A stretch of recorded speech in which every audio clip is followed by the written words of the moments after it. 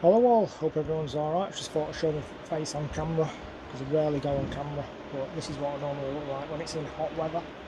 Shorts on in the attic. It's really hot today, must be about 30 degrees or so in the UK. So anyway, I'm up in the attic and I've been doing a massive sort out today, getting rid of loads of boxes, empty boxes which you accumulate when you buy items of all sorts, and you think you've got boxes in boxes, and I thought got to have a big clear out.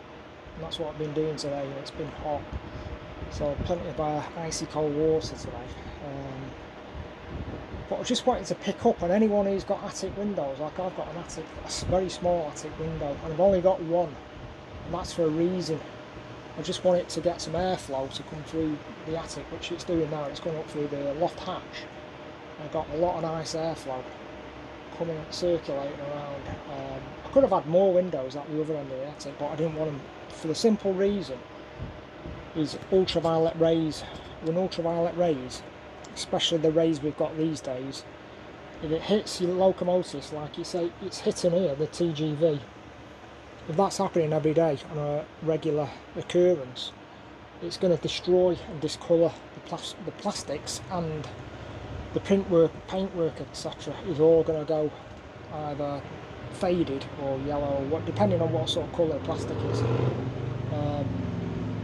Sorry, I got a chopper going past there or something. But anyway, yeah. So what I've got a velux window, and I've got a blind fitted in there, which is custom made for this window. Whatever manufacturer window you can get proper blinds for them, and it's worth paying the extra money for it. And you can manoeuvre this one at various different positions, and it holds in position, so you can adjust it so you can see the sun rays now are not hitting the TGVs around this area, because that's where it concentrates midday every day.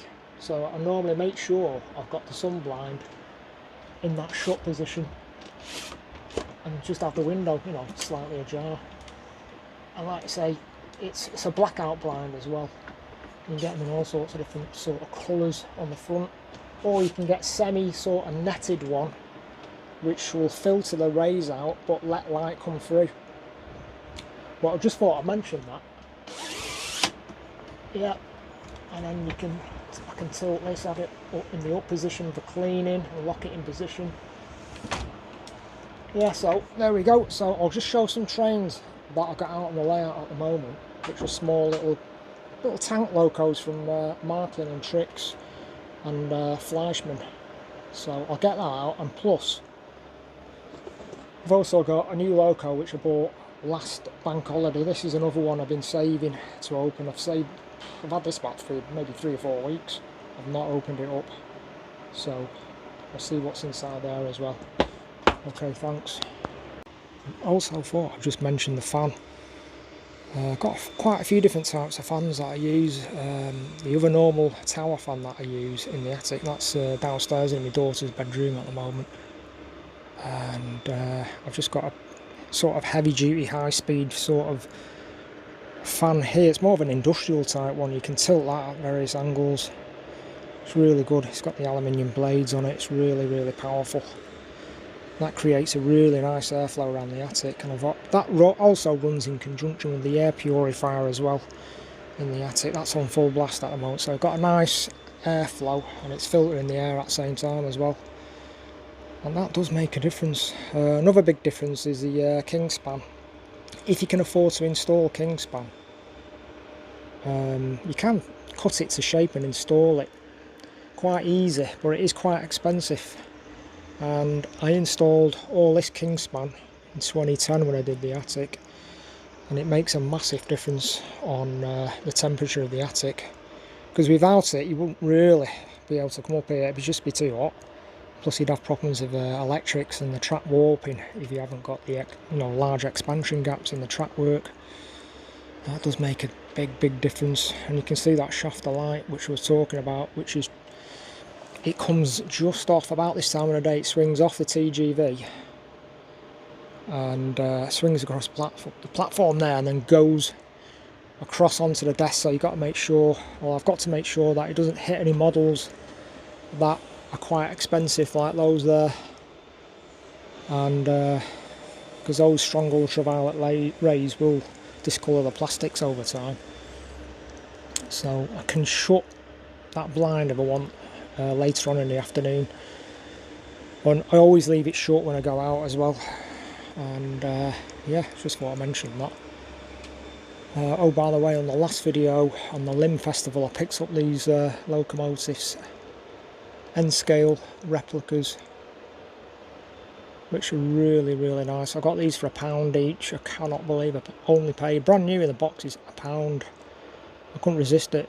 There's a chap there in one of the stores, and he had such amazing items, and I just couldn't. I didn't have the any bags or anything, you know, to carry all the large boxes that he had, which I would have bought more stuff, but I just couldn't do it because I just couldn't carry it around the actual show. So I just ended up buying those little items there, which are really nice. Anyway, so I'll just swing across onto the layout and show these little tank locos. Right, so on the layout today, I've got these little tank locos going. I've got the Glasgow Trix 060 wheel configuration going around there. Beautiful little tank loco, which carries passengers as well, I think, originally on the prototype. Pulling those nice metal wagons there. Metal and plastic. A lot of weight on those wagons actually. It pulls them quite nicely. That's just going on the fourth inner main line around the turntable. And then we've got the Fleischmann rack loco, which I recently bought. That's all running nice. I was thinking of installing a coreless motor into that one, because there is a kit available for doing it, so not sure yet whether I'm going to do it. And then we've got a KB Fleischmann tank loco, which is a 240 wheel configuration, pulling limited edition Fleischmann wagons, Yoo-hoo wagons, and various other celebration wagons. And then there's the Trix Glasgow loco, pulling its set of wagons and extra special edition wagons as well. Really, really good pullers then. Those little Glasgow locos, amazing little locos which can pull more than their own weight. So it's all I've got 4 trains entering the tunnels, around the tunnels there. I've got 2, 3 are going into the tunnel now. There's one coming out, another one going in. But I've had these on the layout running around for about a week now, on and off, in manual mode. It's just a chill out to do it, you know, just watching them go around, really good.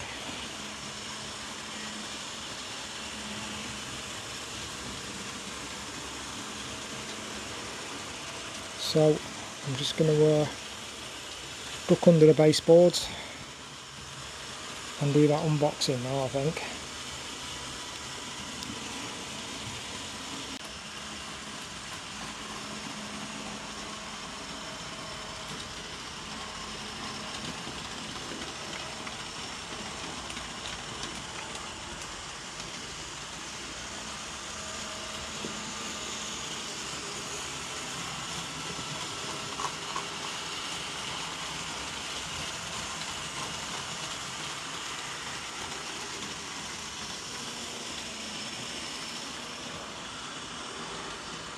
Right, so here we go.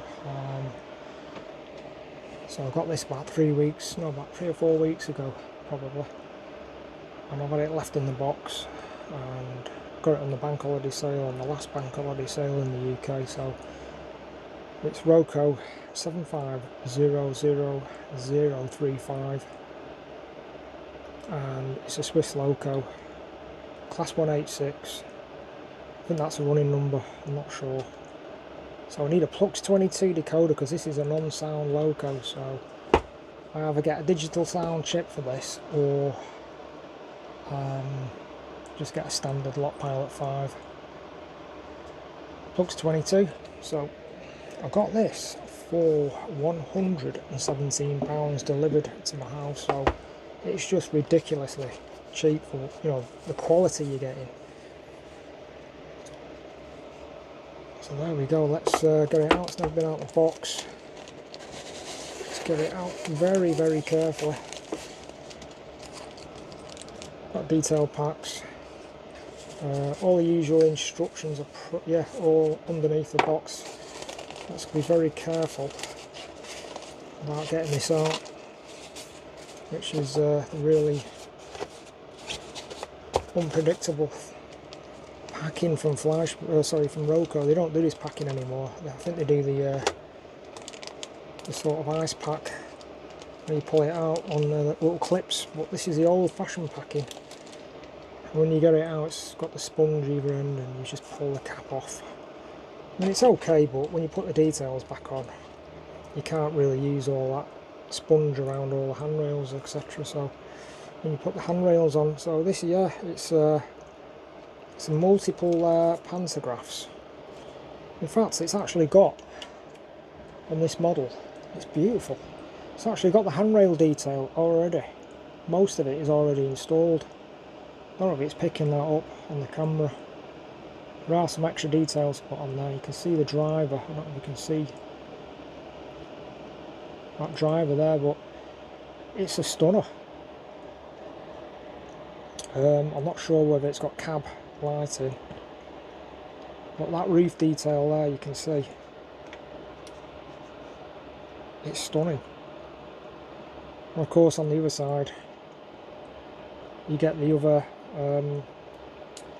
livery, or, you know, different wrap on the other side. So that's what I love about these locos. You're getting like two different locos for the same price when you think about it.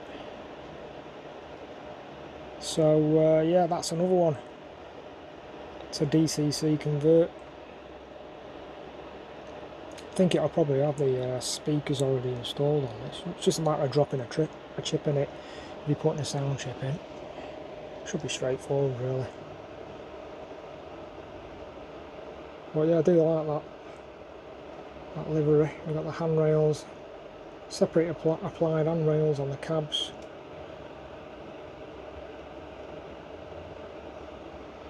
So that's another one for the